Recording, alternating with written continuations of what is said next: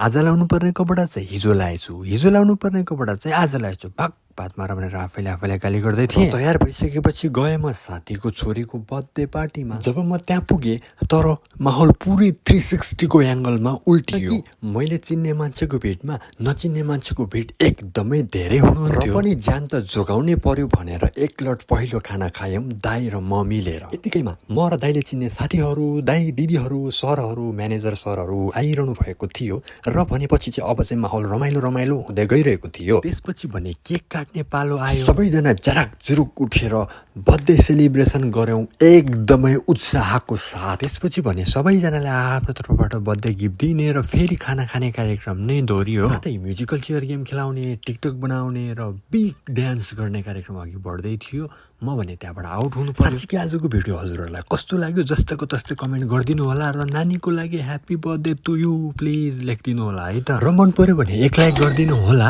र हजुरले यो मिनी भ्लगलाई सपोर्ट गर्न चाहनुहुन्छ भने मलाई फलो गर्नु होला र साथीभाइलाई सेयर पनि गर्न सक्नुहुन्छ, किनकि मैले रेगुलर रूपमा यस्तै मिनी भ्लगहरू ल्याइरहेको हुन्छ। र आजलाई भने यति नै। म हजुरहरूलाई फेरि राम्रो भिडियोको साथमा भोलि भेट्नेछु।